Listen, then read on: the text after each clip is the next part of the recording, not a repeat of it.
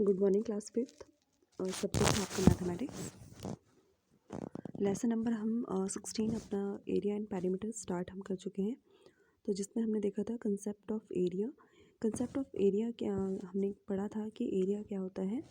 कोई भी चीज़, कोई भी वस्तु किसी सतह को या किसी सरफेस को जो जितना उसको वो घेरती है स्थान, उसे हम क्या कहते हैं, एरिया। और एरिया क्या होता है आपका क्षेत्रफल। तो जैसे आपको लास्ट वीडियो में बताया था कि आपका जैसे आप सपोज़ करें आपका ये पूरा एक क्या है, रूम है। ठीक है, आपको पता है कि रूम में बहुत सारी चीज़ें रखी होती हैं। आपका बेड है, टेबल है, चेयर है, या आपकी मैट है। तो सपोज़ अगर आपसे पूछा जाए कि ये आपका क्या है, एक मैट है। ठीक है, जो क्या है, ये स्क्वायर शेप की हो सकती है या आपका रेक्टेंगल शेप की हो सकती है। तो आपका अगर सपोज़ करें ये जो आपका रूम है, ठीक है, यहाँ पे एक क्या रखी है, यहाँ पे एक स्क्वायर शेप की एक मैट रखी है। ठीक है, तो आप देखिए इस रूम का, इस मैट ने इतना एरिया क्या कर रखा है, घेरा है, यानी कि कवर्ड कर लिया है। तो इससे ही जो ये एरिया कवर्ड है बाय किससे, मैट से। ठीक है, तो एरिया मतलब क्षेत्रफल, यानी कि इतनी इस हिस्से, इस रूम का जो फ्लोर है, ठीक है, सतह है, इसको जो सरफेस है उतना घेरा हुआ है। और इसका हमको क्या बताना है, घिरी हुई जो आपका मैट है, ठीक है, यही हमारा एरिया कहलाता है। और इसका ही आपने क्या बताना है, एरिया बताना है। ठीक है, जो भी हम अभी क्वेश्चंस करेंगे तो एरिया बताने के लिए, यानी कि इस मैट ने कितनी जगह घेर रखी है, घेरा है, तो इसका आपको लेंथ पता होनी चाहिए, और यानी कि लंबाई, और ब्रेथ मतलब आपको इसकी चौड़ाई। तो दोनों ही चीज़ें आपको पता होनी चाहिए, तो इस तभी आपका क्या निकल पाएगा, एरिया आपका निकलेगा, यानी कि आपका क्षेत्रफल। ठीक है, यहाँ पे देखिए अब कुछ देखते हैं आप अपने घर पे देखते हैं कि बहुत सारी चीज़ों की एक कोई डेफिनेट शेप नहीं होती है, कुछ शेप इरेगुलर होते हैं। ठीक है, जैसे कि आप यहाँ पे देख रहे हैं, ये आप ग्राफ पेपर की मदद से सीखेंगे।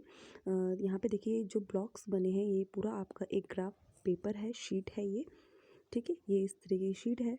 यहाँ पे तो देखिए ये जो स्क्वायर शेप है, ये तो हमको समझ में आ रहा है कि इसने कितना घेर रखा है। देखिए यहाँ पे कितने खाने इसमें, 1 2 3 4 5 6 7 8 एंड 9।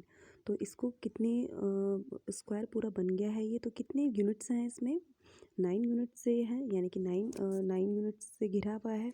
ठीक है, अब यहाँ पे देखिए ये जो सर्कल है आपका, और ये इस तरीके से ट्रेपेजियम का जो शेप है, इसको देखिए यहाँ पे, ये दोनों आपके पूरे पूरे क्या हैं, ये आपके आपका पूरा यूनिट्स हैं।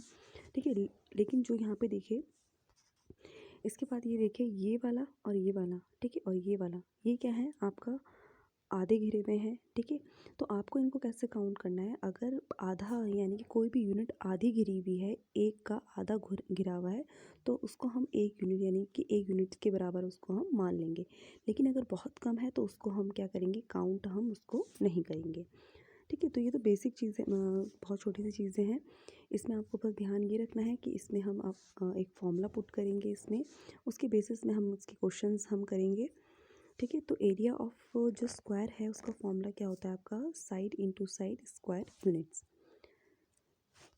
तो यहाँ पे हम क्वेश्चंस करेंगे। ये सबसे पहले आप देखिए पेज नंबर है आपका 119 में। यहाँ पे देखें, यहाँ पे आपकी कुछ फिगर्स बनी है, और यहाँ पे आपको यूनिट्स क्या करनी है, काउंट करनी है। या जैसे फर्स्ट में है आपका ये पूरा का टोटल यूनिट्स है 1 2 3 4 5 6 7 8। तो यहाँ पे कितनी यूनिट्स हो गई, 8 हो गई। ठीक है, इस ट्रायंगल उसमें देखिए यहाँ पे 1 2 3 एंड 4 5 6 7 8, क्योंकि ये भी क्या है, ये आधा है, इनको आप नहीं करेंगे, ये वाला दोनों आधे से भी क्या है, कम है, ये आधे के बराबर हुआ। ठीक है, तो इन्हें हम काउंट कर लेंगे। ये यूनिट्स आप खुद काउंट करनी है आपने। नेक्स्ट है, इसमें देखिए find the area of a square. यहाँ पे हम फोर्थ क्वेश्चन करेंगे। यहाँ पे देखिए कि आपको मिला है स्क्वायर मिला है, इसका हमको एरिया हमको निकालना है, जिसमें हमको क्वेश्चन है 7 सेंटीमीटर। तो एरिया ऑफ स्क्वायर है, तो इसका मतलब इसकी जो लेंथ और ब्रेथ है वो क्या है, सेम है।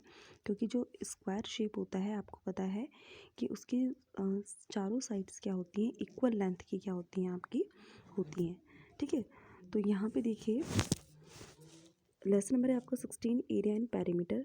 पेज नंबर है आपका 119 था आपका ये। ठीक है, पहले आप एरिया की डेफिनेशन इसको नोट कर लेंगे। The area of a figure is the number of times the unit square is contained in the figure. अब ये आपको फिगर की, जैसे आपने यहाँ पे देखा था, यहाँ पे आपका ग्राफ पेपर था, तो यहाँ पे हमने स्क्वायर इसको देखा था, ठीक है। तो ये इसको एक यूनिट हम इसको मेज़र करेंगे। जैसे ये आपका 1 यूनिट हो गया, 2 यूनिट हो गया, 3 यूनिट हो गया, 4 5 6 7 8 एंड आपका 9। तो इसमें कि इस फिगर में कितनी, इस स्क्वायर में 9 यूनिट्स हैं। और जो ये एरिया इस पेपर का कवर किया है, इस स्क्वायर शेप ने, यही क्या है, आप इसी का एरिया हम क्या करेंगे, मेज़रमेंट करेंगे। इसे ही हम क्या कहते हैं, एरिया, यानी कि आपका क्षेत्रफल। तो फोर्थ क्वेश्चन में आपका यही था कि आपने एरिया इसमें निकालना है जिसकी साइड हमको मिली है 7 सेंटीमीटर। तो ये आपका क्या है, स्क्वायर है जिसकी चारों साइड क्या है, 7 7 7 सेंटीमीटर। तो हमने सिंपल सा फॉर्मूला लर्न करना है। एरिया ऑफ स्क्वायर का फॉर्मूला क्या होता है आपका, side into side square unit. तो यानी कि लेंथ और ब्रेथ, ये लेंथ भी आपकी 7 सेंटीमीटर हो गई, ठीक है, और ब्रेथ भी आपकी क्या हो गई यहाँ पर 7 सेंटीमीटर। तो 7 इंटू 7 कितना हो जाएगा आपका, 49 स्क्वायर यूनिट सेंटीमीटर। कोई ज़्यादा बहुत बड़ा फॉर्मूला नहीं है, छोटा सा फॉर्मूला है। इसी तरीके से एक वर्ड प्रॉब्लम भी इसमें हम ले लेंगे। यहाँ पे देखिए फिफ्थ है आपका, यहाँ पे कुछ वर्ड प्रॉब्लम भी है, साथ साथ हम पैरीमीटर रेक्टेंगल का एरिया एंड स्क्वायर का जो हम एरिया निकालेंगे स्क्वायर का भी, तो इसके हम ये क्वेश्चंस भी करेंगे, साथ साथ हम इसके क्या करेंगे, वर्ड प्रॉब्लम भी करेंगे, जिससे आपको इजीली समझ में आ जाएगा। तो आपने सिर्फ इसमें क्या ध्यान रखना है कि आप इसमें फॉर्मूला अच्छे से लर्न कर लीजिए, ठीक है, और आपके इजीली क्वेश्चंस के आंसर्स आपके निकल जाएंगे। तो यहाँ पे देखिए फिफ्थ है आपका, the length and the breadth of the floor of a room are 12 centimetre and 9.5 centimetre. Find the area of a carpet which is to be spread on the full floor. अब देखिए एक carpet है, ठीक है, जिसकी length है आप length मिली है 12 सेंटीमीटर, और जो ब्रेथ है यानी कि चौड़ाई है वो कितनी है, 9.5 सेंटीमीटर। तो यहाँ पे देखिए अब इसका क्या निकालना है, ये फ्लोर पे बिछी हुई है तो इसका एरिया हमें निकालना है, इस कारपेट का एरिया कितना है, ठीक है। तो हमें क्या क्या पहले जो गिवन होता है क्वेश्चन में उसको हम लिख लेते हैं। The length of the floor of a room कितना है, द लेंथ ऑफ द, यहाँ पे आपने लिखना था, यहाँ पे आपने लिखना है कारपेट, ठीक है, कारपेट कितना है 12 सेंटीमीटर, और जो इसकी लेंथ है 12 सेंटीमीटर है लंबाई, ब्रेथ इसकी क्या है 9.5 सेंटीमीटर। तो एरिया ऑफ द कारपेट, ठीक है, यहाँ पे भी आप कारपेट लिख लीजिए, सॉरी, कितना है आपको, लेंथ इनटू ब्रेथ। तो उसको मल्टीप्लाई कर लेंगे हम, 12 मीटर इंटू 9 तो यहाँ पे देखिए मल्टीप्लाई हम कर लेंगे 12 मीटर इंटू 9.5 मीटर, तो आपका आंसर आ जाएगा 114 स्क्वायर मीटर। नेक्स्ट आप देखिए रेक्टेंगल का फॉर्मूला आपने पुट करना है। एरिया ऑफ रेक्टेंगल कैसे निकालते हैं, इसमें भी सिंपल है, आपका लेंथ इंटू ब्रेथ, वहाँ पे साइड इंटू साइड इसलिए दिया है, वो भी साइड इंटू साइड दिया है। तो इसका मतलब क्या है, क्योंकि जो स्क्वायर होता है उसकी चारों साइड इक्वल होती हैं, यानी कि लेंथ और ये ब्रेथ, ठीक है, इसलिए साइड इंटू साइड। तो जो एरिया ऑफ रेक्टेंगल है उसका भी सेम फॉर्मूला है, यानी कि लेंथ इंटू ब्रेथ, लंबाई और चौड़ाई को आपने मल्टीप्लाई करना है। तो यहाँ पे भी क्वेश्चन है थर्ड आपका, यहाँ पे आपने एरिया ऑफ रेक्टेंगल निकालना है, ठीक है। ये एक आपके पास रेक्टेंगल है जिसकी लेंथ और ब्रेथ क्या मिली है आपको, 10 सेंटीमीटर इसकी लेंथ मिली है एंड 5 सेंटीमीटर इसका क्या मिला है आपका, ब्रेथ। तो इस तरीके से आप फिगर बना लीजिए, यहाँ पे एक रेक्टेंगल बना लीजिए, लेंथ इसकी 10 सेंटीमीटर है और इसकी जो चौड़ाई है, ब्रेथ है, वो कितनी है आपकी, ब्रेथ है आपकी 5 सेंटीमीटर। तो एरिया ऑफ रेक्टेंगल का फॉर्मूला पुट करेंगे आप, length into breadth 10 centimetre into 5 centimetre, तो कितना आ जाएगा आपका area of rectangle, 50 square centimetre. Next है आपका, इसी में हम इसका एक वर्ड प्रॉब्लम ले लेंगे एरिया ऑफ रेक्टेंगल का।